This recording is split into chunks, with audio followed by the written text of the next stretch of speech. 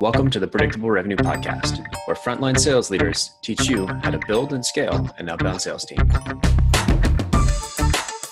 Welcome back to the Predictable Revenue Podcast. I'm your host, Collin Stewart. Today, I'm joined by another podcast host, but that's not what we're talking about today. Welcome, David Dulany. Welcome to the show, man. Hey, thank you so much for having me on. I mean, everybody's got a podcast now, right? So Totally. we're just joining the wave, but I'm just honored. A longtime listener, and I learn a ton from this show every week. So thanks for having me on, and I'm really excited to talk through some of these topics. Yeah, man. I'm excited because not only is David the founder at Tenbound, sales consultancy, sort of competitors, but I don't think we've ever seen each other in a deal. And I think it's a big, big world. And I don't think it's one of those like sort of abundance mindset versus like fixed mindset kind of things. But the reason I wanted to have him on today, and we're actually pushing this episode out a couple of days early. We usually ship episodes on Thursday, and it's now Thursday, and we're going to try and ship this one on Monday. So for the people on our side listening, thank you so much, because I know we're putting a bit of rush on this. But the reason we wanted to do it is David's got a sales development conference coming up on August 23rd at the Hyatt Embarcadero in San Francisco. If you haven't already got your tickets, hang on to this episode. David's going to give you like the best 2-minute pitch on why you need to be there that you've ever heard. So I'm setting you up, man. But man, I have no pressure. I'm excited. of all of the conferences that honestly, I think you probably have half of our podcast guests are speaking at this conference. So if you're like, hey, I like the podcast, you should go to the conference. It's the one conference every year that I always hear good feedback from, where people are like, oh, wishy-washy. No, it's like, it's got a ton of great people. I could go through the list now, but like some of my favorite podcast guests are going to be speaking at his conference. So highly recommend checking it out. I have no financial interest other than, David's a good guy, and hopefully, I don't know. We'll find something to do together in the future. Oh, 100%. I can't wait to work with you guys. And like you said, there's so many challenges out there that are being faced in the sales development space that you and I could be working on these projects forever. Excited to work with you guys. And yeah, I mean, the conference is like a celebration really of the sales development space and what we do every day and the challenges that we face and how we get through those. It's not a pitch. It's not like nothing against like user conferences per se, but this is really a practitioner conference of people that are in the trenches getting this done either from a high level leadership perspective or ops perspective or a rep perspective. And just putting a stake in the ground to say, hey, what we do is super important. It's important to the business. It's important to our careers. And we need to get together at least once a year, hopefully more than that, and celebrate our profession. And it really has seemed to resonate. So yeah, I'm excited. One little thing, Collin, there's a big B2B marketing conference going on right now as we speak. And everyone's taking selfies. It looks awesome. I ran through the agenda, and it was just shocking to see there was absolutely not one mention or session or anything mentioning sales development. And it's like, wow, that for me is really shocking, because we play such a critical role in the success of B2B marketing. And to have a 2-day conference with nothing on there was just like, damn, dude. All right. Well, August 23rd. Yeah, that's all we're going to talk about. So for sure. I totally agree. I mean, the frequency of people that I talk to and have on the show that where their sales development teams roll up under marketing, the frequency has been increasing, and not just like, dotted line to marketing. I mean, like full on roll up into marketing. We had Franco on like 2 years ago, and he was one of the first people I'd heard. And I was like, man, that sounds crazy. But when he explained, they're like, he had a proper demand gen team. I was like, oh, it makes sense. They set up all the demand gen, and sales development is sort of the execution arm of, hey, we've created all these assets or all this sort of interest engagement. Now let's go actually fucking talk to these people. And I find that's just, that's where you can create so much magic. So I totally agree. A big conference on marketing. It's crazy that if this is a major trend, it feels like some of these conferences are maybe behind. Yeah. And definitely I'm not dissing the conference at all, but it's just like, it was really shocking and something, my brain is lighting up right now, because If you ever talk to Chris Beal, I'm sure he's been on the show, Connect and Sell, those guys, it does come down to conversations. I mean, everything that we're doing on the marketing side comes down to, unless somebody can buy the product and especially at the enterprise level, like, sell big deals, we still have to have humans involved. We still have to have conversations.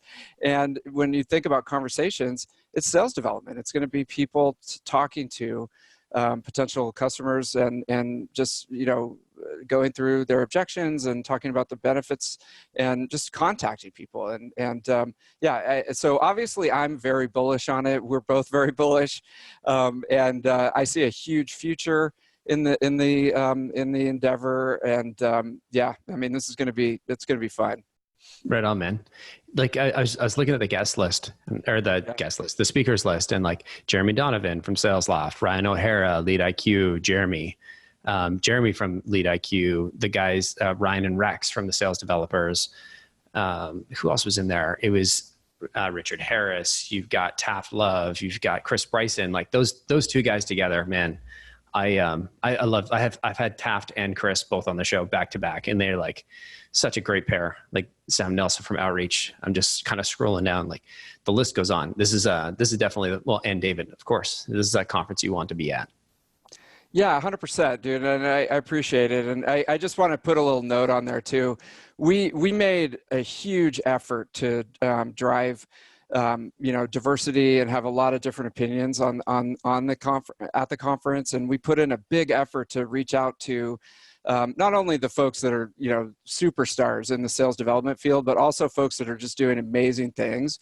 And some people, got back to us, some didn't. And we made every effort to really diversify that lineup and make it representative of sales development today.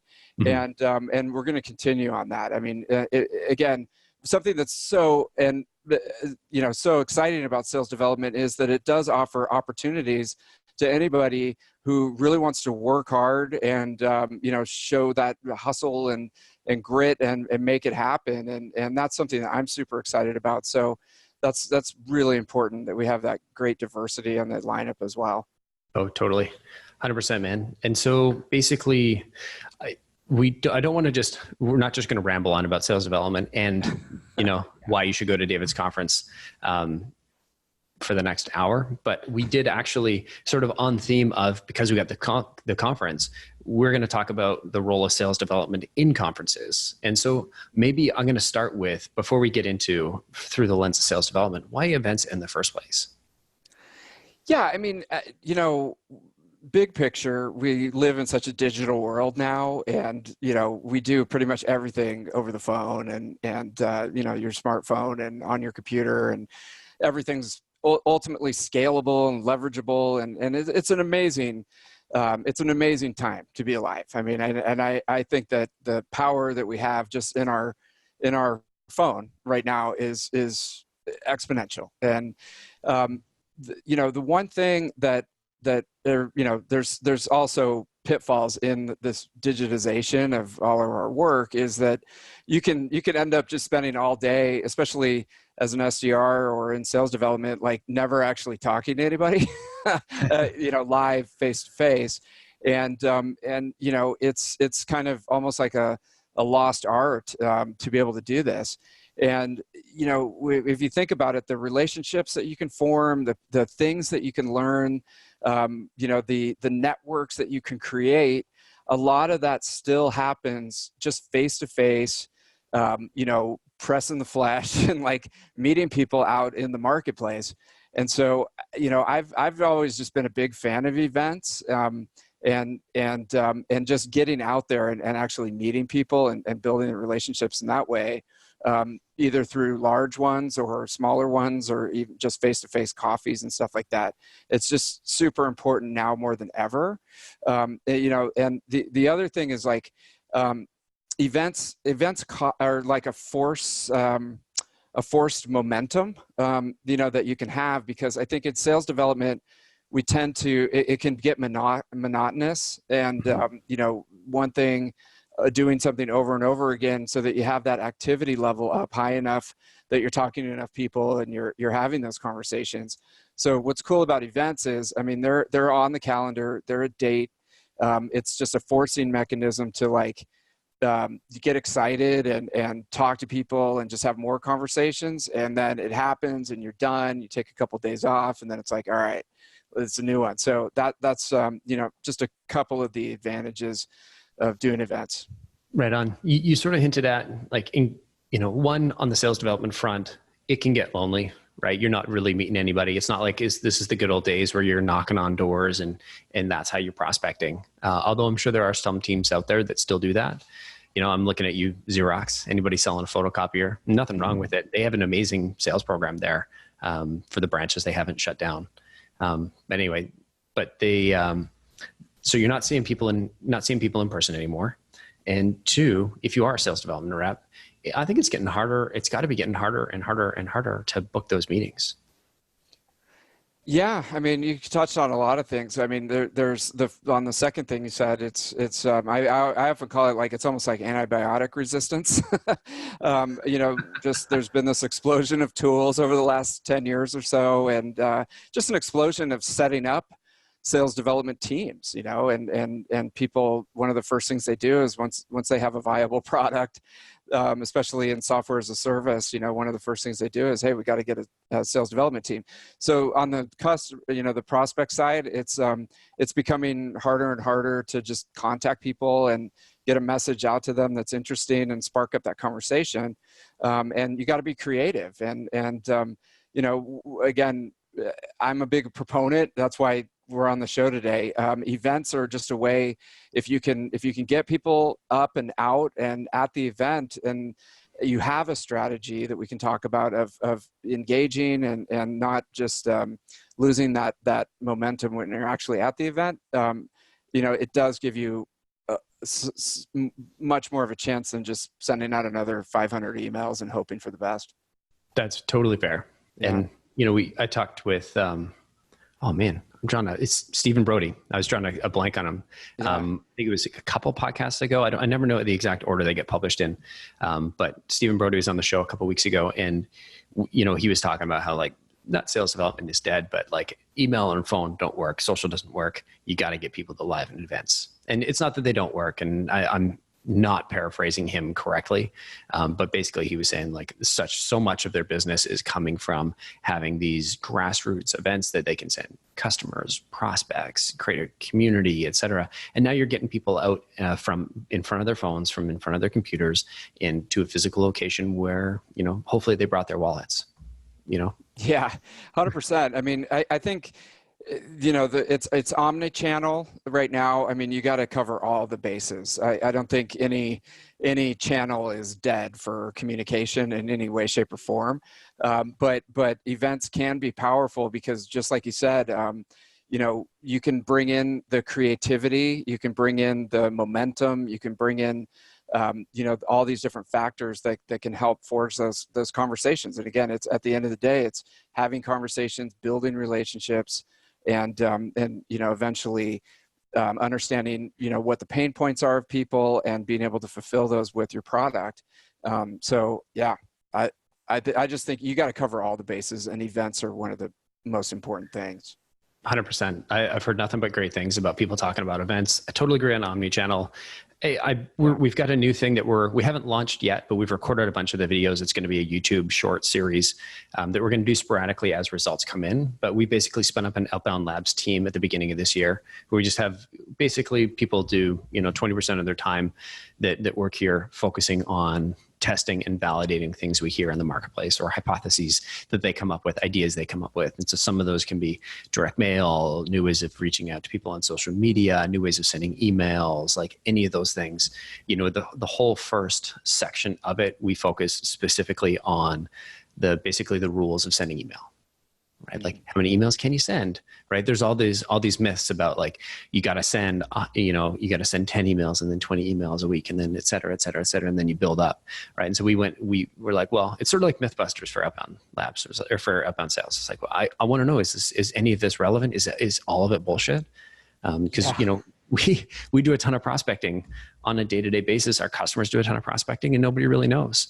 And there's all this hearsay. You see all these blog posts about, oh, this channel works. Oh, that channel works. And it's like, well, who sponsored that? And it's like, okay, well, even if it wasn't this company or this company's the product, so even if it wasn't the company behind the product, it was one of their star customers, and the company is touting them as their star customer. And so obviously they want to present a story where, hey, we got a ton of value, right? It's like you've made that investment. It's the principle of consistency. It's like, I want to show that one, I want the press, and two, I want to show that, hey, this tool is working. So I think there's so much of that out there that people take as gospel and say, oh, well, this one person worked. It worked for this one person, so it's going to work for the other, right? Like, yeah. I mean, and that's really interesting, because I think one of the best skills for the managers that are on the call, or people that are running teams in sales development, is becoming almost like bringing in the scientific side of it to your program, and the testing hypothesis and seeing what's actually working for your situation on your end. Because that's one of those things that human beings can only take in so much information. So that's why you get a playbook, that worked great at your last company. You come into your current company, you implement it, and it falls flat, and you're like, uh-oh, I'm going to be out of a job soon. So I think to your point, one of the best skills that you can learn out there is, how do I, systematically take a hypothesis that I have and then test it and see how it's working. And, if it's working, double down on that and continue that. If it's not working, kill it fast and try something else. I think that is a skill that is imperative for what we do. So 100%. And myself as a salesperson, I'm founder CEO now, but I still think of myself as a salesperson. That's where I grew up. I've been selling for 18 years now. So a long time. And I don't consider myself like someone with a scientific background, but we had our product manager, who is basically, we kind of refer to him as the mad scientist of the company.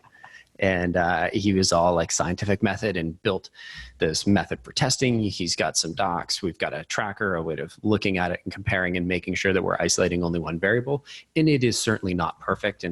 But you know what? It's been probably the best attempt at like systematized learning and discovery that I've ever seen in a company that I've been a part of. So I'm pretty excited. Man. And just to go on, pull that thread a little bit. I mean, if you're listening out there and you're like, hey, I was a salesperson, then I'm in charge of a sales development team, or, I was a marketer, now I'm in charge of this program. What do I do? I mean, you can't, it's sales development is like an art and a science combined. And, it's hard to find somebody that has every skill, in the portfolio of stuff that you need to do to run a high performance sales development team. So it's like self-awareness to some extent. Like, what are you actually good at, and what do you need to potentially, like you were saying, Collin, like, I need to partner up with a mad scientist so that I can figure out what's working, because, hey, what we're doing right now is not working, and so I personally, I don't have the scientific skills to run a proper A/B test, but I'm sure that there might be somebody at your company or somebody in your network. Come to the sales development conference. You might meet somebody that can run that and bolster up your weak spot there, because you don't have to do it all. It's not a failure to ask for help. 100%. Yeah. If anybody is thinking of doing that, is thinking of trying to figure out a way of systematically testing out new channels, new ideas, drop me an email, collin@predictablerevenue.com, and I'll shoot you our template. I'll just sort of share it across. It's a Google Doc. I'll blank some things out, but I'm happy to share that if anybody's super interested. Amazing. Now, Awesome. I kind of suspected we were going to just like go around in circles here and just not follow exactly the agenda, but I'm glad this is fun. Yeah, absolutely. I mean, it really does tie into events though as well. I mean, it's like, for your particular company, events might fall flat. I mean, maybe you're dealing with people who just will not leave their house. Like they're cybersecurity professionals who are not allowed to actually leave their dark little chamber and come out and interact with us. It's also, and not to like jump around. He said, but like Black Hat Conference was last week, sort of like totally disproving your theory. Right. I mean, yeah, exactly. I mean, maybe, you got to test and see what it takes to get people out, because so we're talking why events. Like when I started Tenbound, it was like, there was nothing, no budget, no money, no nothing, but I knew a bunch of people and I like events, so it's like, we got to get something going. So, events are a good thing to start, when you're just like, okay, we need to get something going right now. And we need a forcing mechanism that's a date on the calendar, as I mentioned. So it's like, let's go ahead and get this going. And then let's get a bunch of people in the room and see what sticks, and so for folks out on the line who are like, how do I integrate this into what I'm doing right now? There is an element of experimentation and hypothesis to how are we going to get people to get off their butts and come to our event and interact with us. So you got to be pretty strategic about, what, not only who are you going to target to try to get there, so you're not wasting your time, the classic prioritization, but what are the triggers that would make, a whatever your persona that you're trying to target come out and meet with you, because it is a competitive market for time as well. They're probably getting hit up a lot, and the further that you go up the food chain in the company, they're getting more invites to come to events. So you got to really be strategic about, who are we going to target and what's going to get them out the door to come in and meet with you. Mm-hmm. 100%.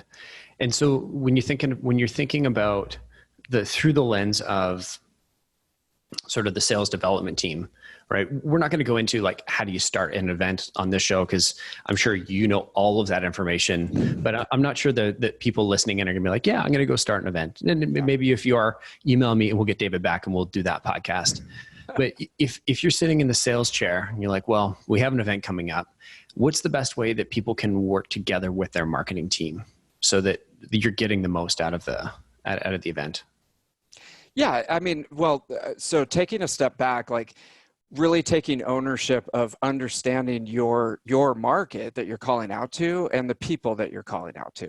And the reason I say that is if you know your personas, 2 or 3 personas like the back of your hand, and the 2 or 3 pain points that they're generally dealing with on a daily basis, you can work much better with your marketing team, because you can go back to them and say, this list that you gave me is not necessarily what I need. This is actually what I need. Okay. The collateral that you're giving me is not necessarily the best, for this particular situation. I actually need something like this.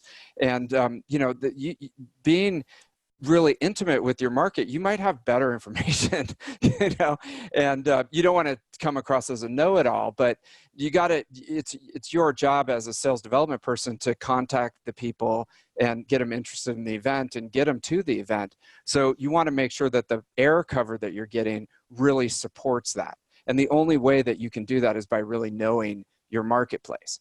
Because if you just sit there as sort of a passive recipient of what they make for you and what they supply, you might be just totally spinning your wheels and calling the wrong people who are not interested in this event, and you're not going to get anywhere. So I would say first and foremost, know your market so that you can test and validate what the marketing team is making for you.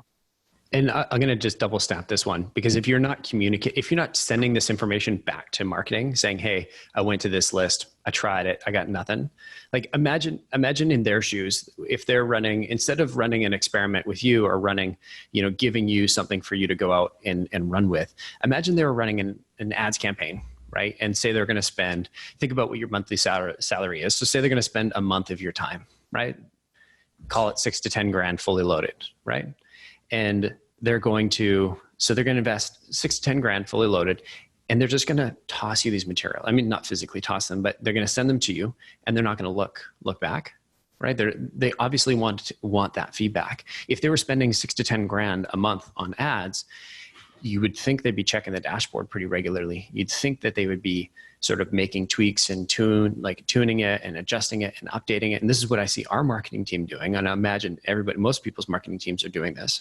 But I find with sales development, because there's this disconnect, is they're not seen as sort of the execution engine. They're seen as sort of people on the other side of the fence. I think it's on both sides. We've got to kind of come together and say, listen, hey, we tested this out. Here's the results. What do you think? Right? We got to come back to them and create that loop.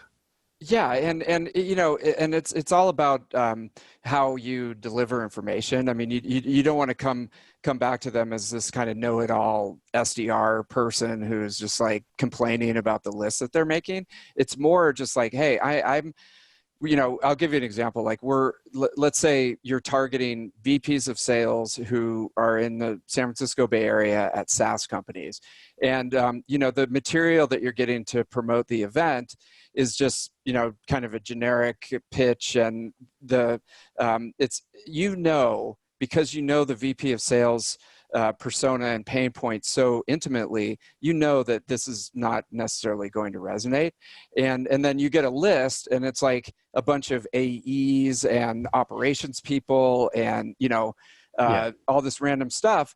I mean, because you know your job so well, you can go back to them and then it becomes like, how do you communicate this? But it's like, hey, can we just kind of go through this? Because I'm not trying to be a pain in the neck, but I want to make the event successful. And so let's talk about like, what do VPs of sales really care about? How do they communicate? Who do they trust? You know, how can we like massage this a little bit so we can actually get the people that we want to the event? 100%. And so in this model, you're relying purely on your SDRs. Hey, book all these meetings, or not book all these meetings, but like fill the seats, make sure we sell all the tickets. Yeah, I mean, a lot of it comes down to that because it's a classic thing. The marketing folks, you know, are conceptualizing and they're probably ordering the cocktails and interfacing with the venue and things like that. They got a lot of so soft. What's that? Make them sound so soft. No, I know. Not at all. Not at all. Hey, I'm a marketer, you know, I mean, like me and you we're marketers, we're salespeople, we're the ops people, we're everything. So I feel it. But the reason I bring that up is the marketers have a lot on their plate. I mean, their metrics are usually not aligned, right, with sales development. So they're working on a lot of different stuff. And that's why you get that throw it over the fence mentality. It's just like, okay, the next thing on my list is I got to make the graphics for this event. I got to come up with a script, and then I got to get the leads over to the SDR team. Check. 5 o'clock. I'm done. I'm going to go have a drink. Okay, done. So we got to be a little bit more nuanced and help them, because at the end of the day, the way that they're going to get measured is how many of that target actually showed up at the event. So we got to work together and align, you know, so that we can make that happen. But yeah, you threw me off. Like I'm totally not dissing. And you know, I'll say also a lot of times we give it to the AEs and we go, hey, fill up this event with your top, you know, people. And, you know, the AEs, that's tough too. They're giving demos, they're on airplanes, they're flying around, they're doing all the things that they do in order to close deals. And they don't have time to like call Betty, the, you know, prospect and say, hey, will you come to this event and stuff like that. So yeah, a lot of it does really, from what I've seen, it comes down to the efficiency of the SDRs. 100%. The SDR is sort of like that. I see them as the execution arm of the marketing team, right? Big time. And like to the point where our SDRs now roll up under marketing. And we have like our sales manager who's sort of working with them on like skills development, et cetera, but we all kind of sit on the same team. And, you know, we're a small enough team that makes a lot of sense. I imagine as we grow, it's going to get bigger. But at the end of the day, we're having everybody roll up under the VP of revenue, as opposed to 2 different teams, 2 different meetings, 2 different sets of metrics. And so at least in terms of that way, there's alignment there. 100%. I mean, I think that the old stats was like 70% of SDR teams roll up to sales, which I know that it's blasphemy, but that's never made sense to me, because I really think I've always advocated that it roll up to marketing, and that marketing take it really, really seriously, because it's so important to the success of the overall company. And just coming back, like that's when I scrolled through the agenda of that major B2B marketing conference, and there was nothing there about sales development. I was just like, damn, dude, this is not getting through. Yeah.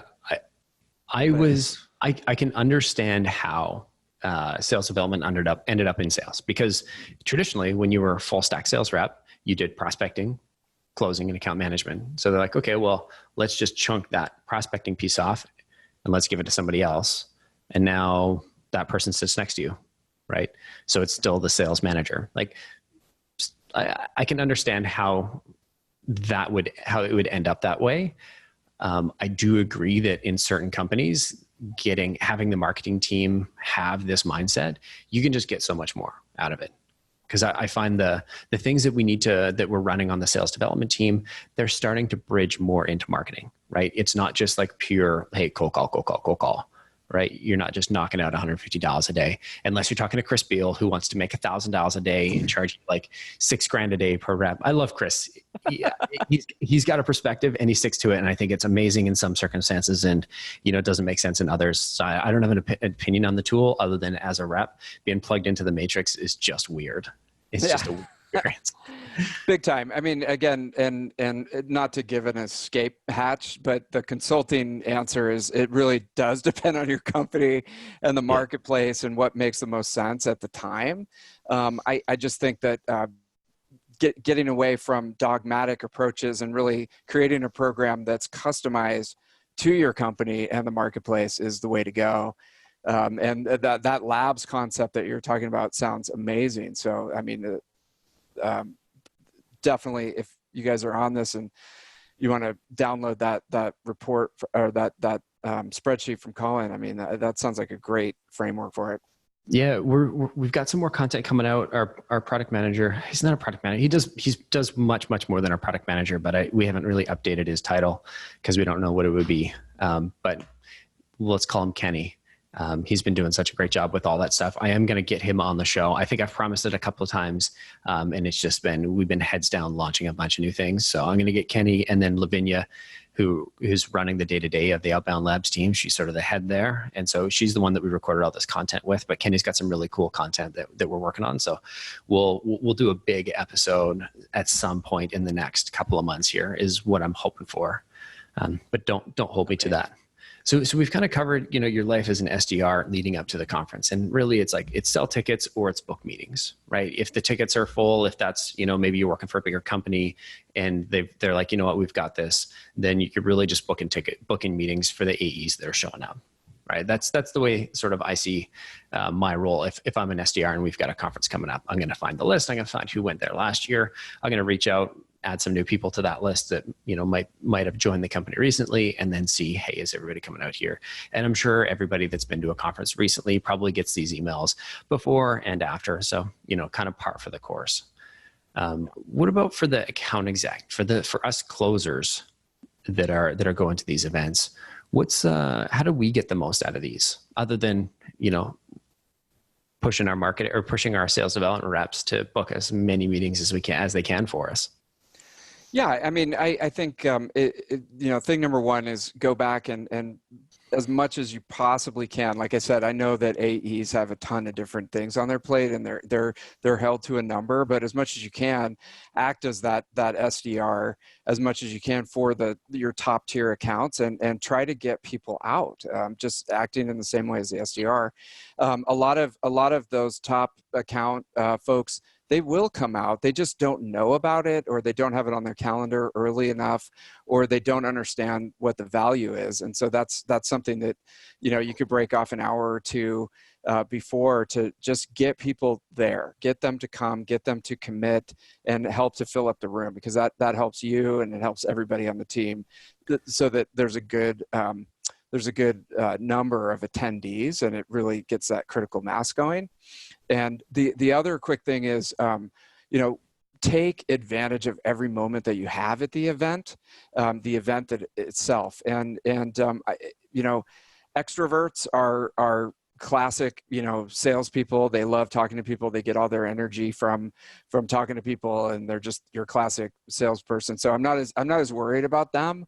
They'll go there and they'll talk to anybody who's around and try to stoke those relationships and talk to everybody at the event. I'm more worried about like more of the introverted salespeople, because they can be super successful. They're some of the best salespeople that are out there, but you know, at events, it might be a little bit overwhelming and exhausting. And I would just say, if you can, build up the energy to talk to as many people at the event as possible, exchange, you know, LinkedIn connections and meet people, because it's such a golden opportunity. And I just see, and this isn't just AEs, but SDRs and the people working at the booths and stuff like that, you know, especially during quiet times and just people kind of checking out, getting exhausted, sitting there looking at their phone. And it's like, it's crazy to me, because it's such a huge expense to put on events and to get out there and to get on airplanes. You got to take advantage of every single moment that you're there to make those human connections and talk to people. You can rest later that night at the hotel. 100%. And as an AE, I mean, there's, especially if you're selling mostly Zoom to Zoom or on the phone, getting a like FaceTime with a prospect, it's like with the Zoom and in a video, you learn quite a bit more, but just being in person with somebody, you can sit back, have a coffee, share a beer. There's so many studies that have actually shown that actually the act of sharing a meal, and not just a meal, but like actually sharing like a plate of food. There's something about psychologically about like sharing from the same dish as somebody else that like brings the two of you close together. 100%, dude. I mean, all this technology just came out in the last like 50 years. Before that, it was hundreds of thousands of years of human interaction that was mostly face to face. I mean, unless you could yell or do smoke signals.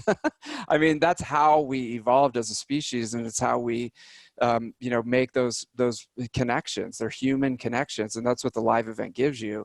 So go all out, give it all you got at the event itself to try to meet people. Just a quick story, Collin, is I had this guy who was following me all around on LinkedIn for months. Like, he kept popping up, he was making comments, he was trying to get with me, trying to have a meeting and all this stuff. And I couldn't get to it. And, but I remembered his face because he kept popping up on LinkedIn. And then the weirdest thing, I was walking around at an event, and he walks right up to me, like looks me right in the face, and then just kind of walks by and looks at his phone. And I was like, dude, all the effort that you spent like for months, you know, popping up and sending emails and emails and all this stuff, and like the time and expense that took, and you were right there at a event, and you were just too shy to like just walk up to me and say hello. Mm-hmm. It's an interesting phenomenon. That's a tough one for sure. I can see where like if it's somebody more junior, it might be, you know, you're a thought leader in the space. So I could see how that would be an intimidating ask. I know I have a different perspective, because the way I met Aaron was exactly that. I was his internet stalker for a year, and eventually he's like, all right, kid, leave me alone. Let's just bring our two companies together.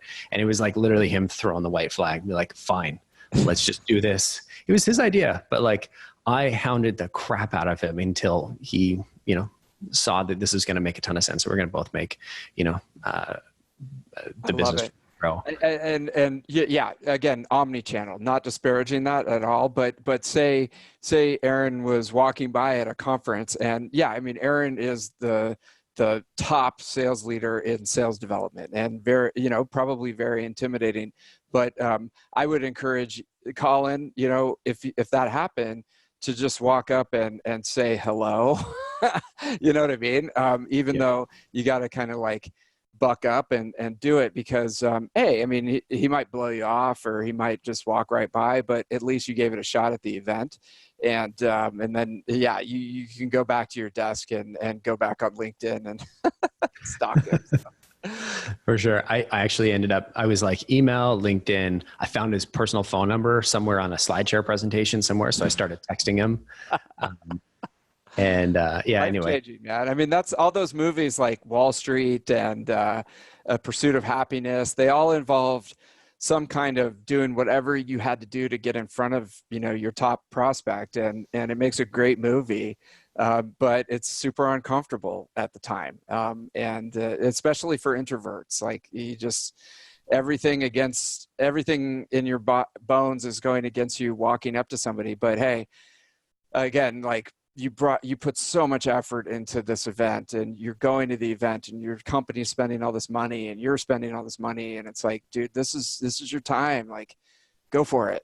Mm-hmm. So I've got something for introverts because we do a ton of conferences, and I got a quick story about SaaStr, and then I'll get into the tactics. And if you've heard me talk about events on the show, you can just tune out because I've talked about this before. If you haven't heard, listen up.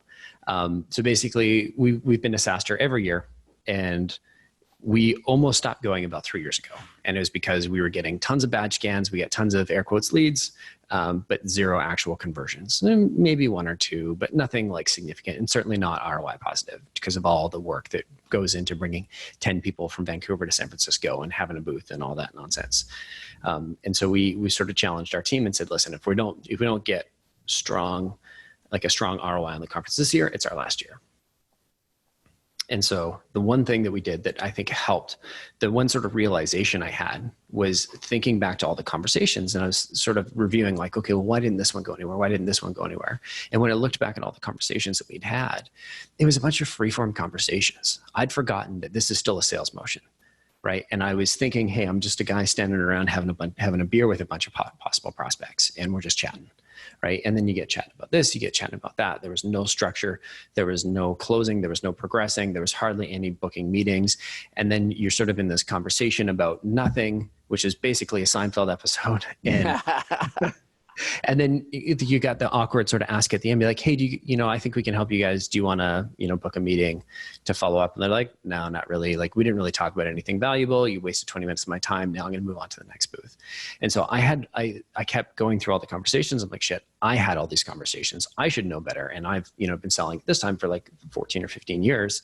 So if I am acting this way, I bet you all our more junior people, whether they're introverted or extroverted, are feeling the same way. And so we built these, basically they're postcards. They've got our qualification criteria on them. They've got a couple other things. And if you're curious, I'll throw a link in the show notes, but basically I wrote a couple articles about what they look like and how we designed them and some of the metrics. It was a huge increase. We had like a 5x increase in the number of closed deals from, I think, year 3 to year 4. Because we were focused on having a good conversation. And it's not just about checking boxes. It's about the postcard and a pencil reminds you that you're here for work. It reminds you that, hey, and we don't bring them out with everybody. We bring them out when you start off a conversation and somebody sounds interested and you're like, hey, do you mind if I take a couple notes? And then it puts you back into that, okay, remember to qualify, remember to ask some of these questions and help sort of triangulate where the pain is. And then it structures the conversation in a way that at the end, it flows naturally into, we've both agreed there's some next steps. How about Friday? How about next Tuesday? How about whatever it is? And it just changed the context of all the conversations that we were having. It was probably one of the most powerful things we've done for our event strategy. I love that. That's so super valuable. I think I read some of those blog posts. Having that structure is huge because let's say everybody agrees that we're going to go to the event and we're really going to make an effort to talk to as many people as possible. Great. Okay. But then, Collin, to your point, it's like you don't want those to just spin out into just the Seinfeld is perfect. I mean, it's just nothing.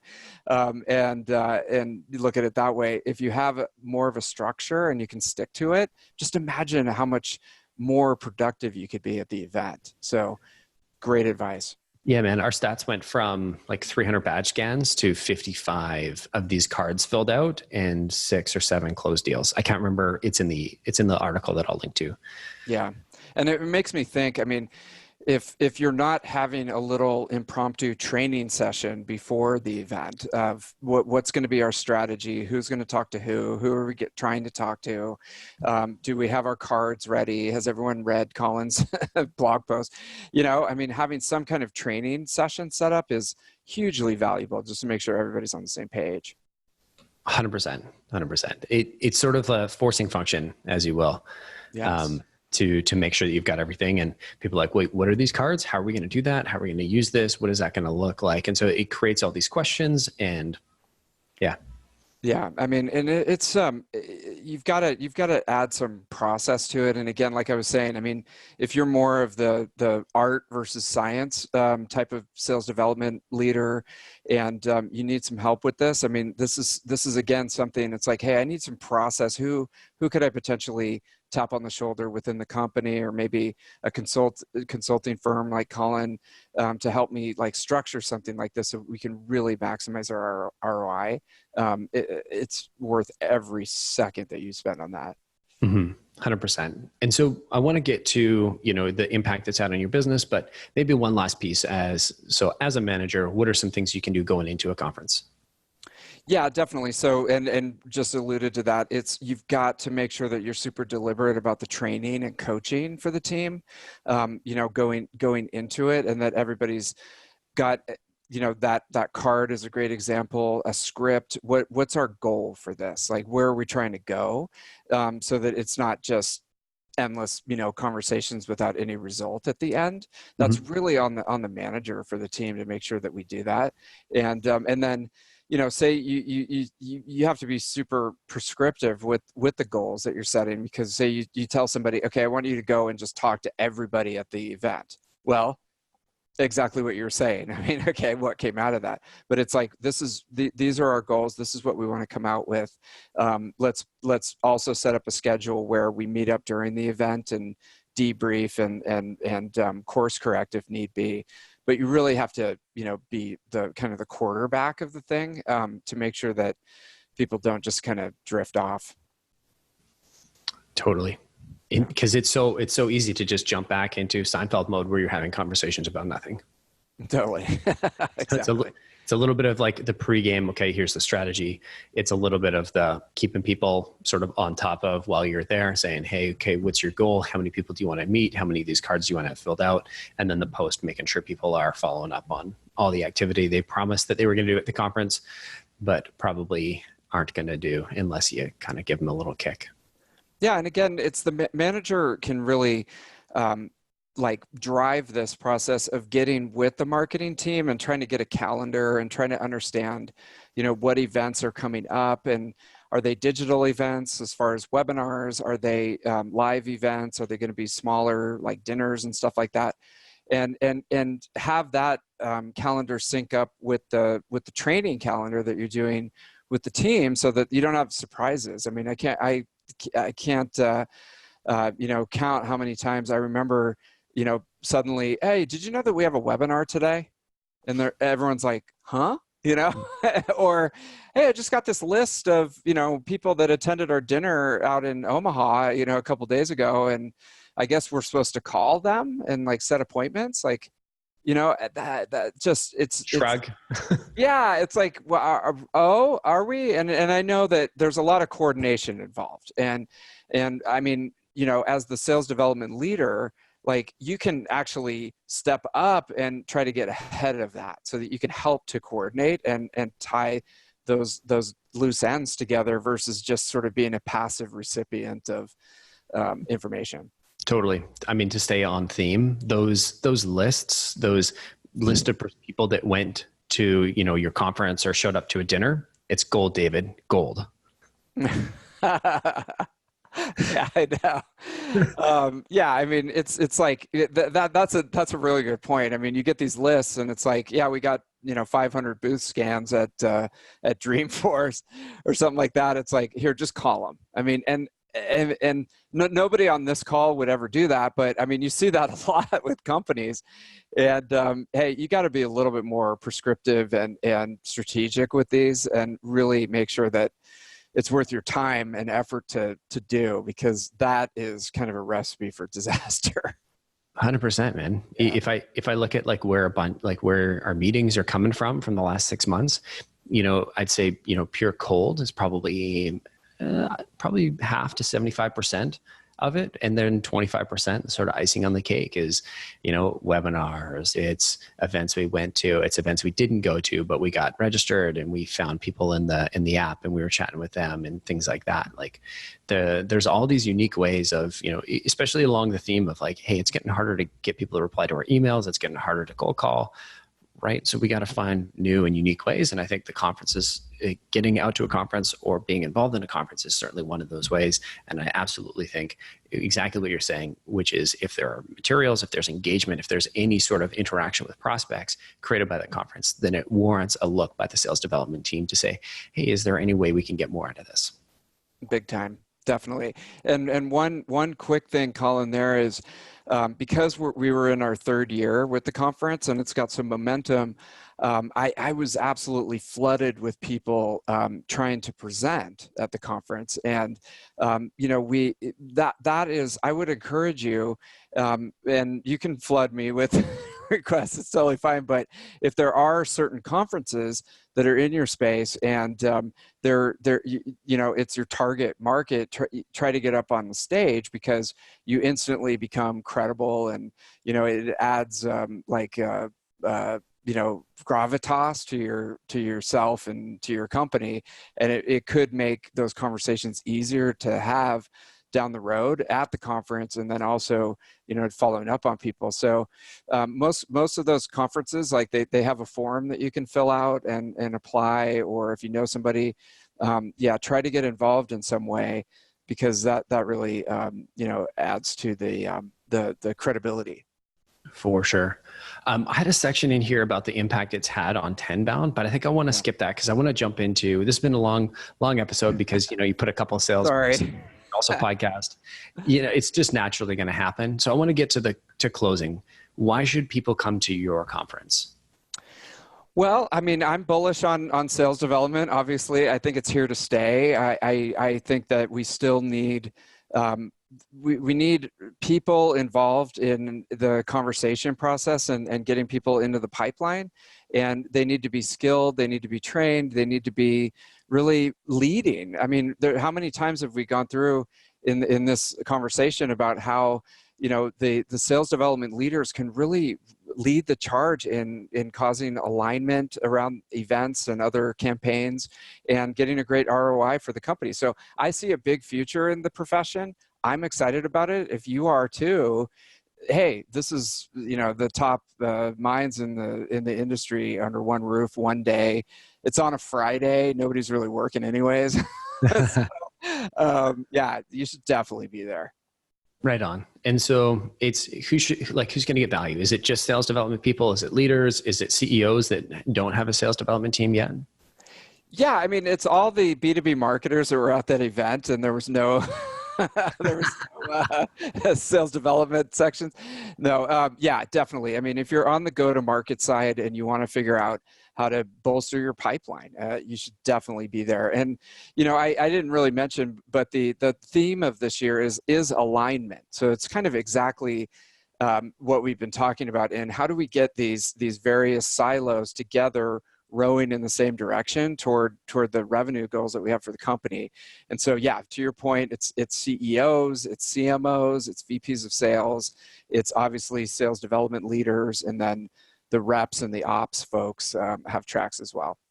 I hear sort of on theme that you're going to have a bunch of chiropractors running around and adjusting people. That's a good idea. I could probably use that for after the conference. There you go. Just put on a lab coat and be like, I'm on theme because, alignment. It's alignment. I love it. So I'm going to put you on the spot here. What session are you looking forward to the most? Oh man. I mean, you mentioned Jeremy Donovan. I've been a huge fan of his for a long time. I love what they're doing over there and really digging into the data. Like I said, I'm much more of art than science. And so that whole science of sales development really intrigues me. And to that end, I'm also looking forward to Taft and Chris. I've just been a huge fan of what what they've been doing, and I'd love to get inside their brains and learn about how they think about sales development. So all of them, being a politician here, all of them look amazing, but definitely those are some weak points for me, and so I'm excited to learn more about how they think of it. Right on. I noticed you got Kent Vanook. He was one of I want to say episode 10 or 15 or something like that. Like super, super early in early days in the podcast. I was still kind of cutting my teeth. If you're listening, don't go back and listen to those ones. The content is really great. Ken's episode was amazing. But how many people have you met that have hired 100 SDRs? Not many. There was a guy from Samsara who was at the Topo conference, which is another awesome conference, who was going through the hockey stick growth over there. I don't know if he's hired 100, but it was pretty damn close. But that's an amazing story. And Kent is on the event, theme, Kent, I met at the conference at the sales development conference a couple of years ago. And we've been in touch. Amazing guy, whip smart, and a leader in our industry. Yeah. And so again, another, you got to get out there and meet people, because it's huge. Right on. And are you going to get Ryan O'Hara to sing a song or do a dance or something? Did you write a theme song for the conference? I'm sure he would. Oh my God. I mean, as long as Jeremy doesn't get up there and play guitar, that's the only thing. I can see from your avatar, Collin, that you're a guitar player. And I don't know if you've ever seen Jeremy play guitar, but it is painful. I'm sure it'll give you a lot. I'm sure he gets a lot of doors open with his humor, but the guitar playing, I think we'll pass on that this year. Is this Jeremy Lavelle or? Yeah, Levier. Yeah. Levier, sorry. Mm-hmm. No problem. I said it that way too. So. I grew up in Canada. I'm still in Canada, but we grew up saying things like, I would have normally said Levier, but I've kind of Americanized a lot of my English. Sure. I used to call it pardot. People were like, no, it's pardot. I'm like, no, it's a French word, or at least it looks French. It does. It was like, no, it's pardot. I'm like, you sure? So I filtered that side out. Totally. I mean, I'm excited. I mean, those guys are so funny. I mean, they're Ryan and Jeremy just bring a lot of humor, and they're going to be up there, talking about their session is called Things That Don't Scale, which, it's just everything's scalable and leverageable, and you got to do it a billion times. And they're just going to be talking about things that are just, it's creative, and it's kind of what we need to talk about and getting in front of people these days. So I'm excited about that one too. Yeah. Ryan's got a couple of great stories about writing songs and tracking down people, and yeah.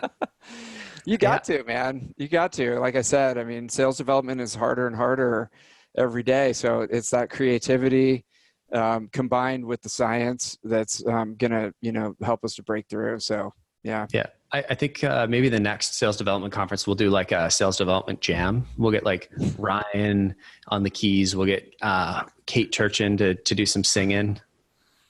Definitely. I love it. I love it. Yeah, you and me can be like bongos. Maybe I'll play some guitar. There you go. I think that'd be awesome. Tambourine, cowbell.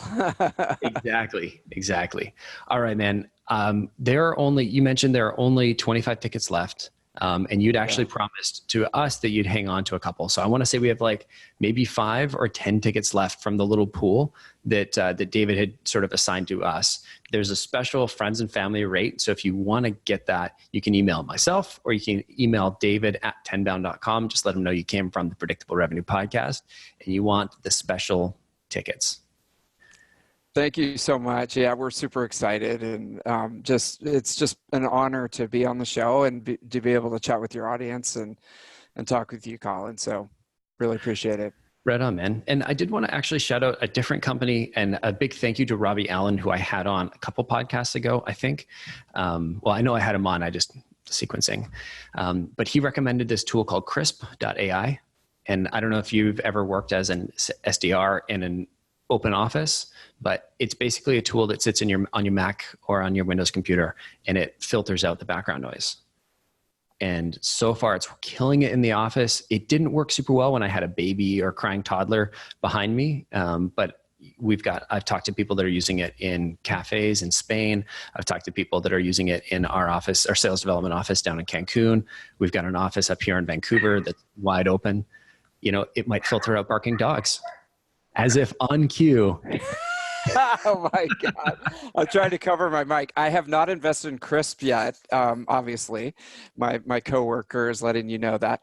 It's so funny because I saw the AppSumo deal come out, where they had a special on Crisp licenses.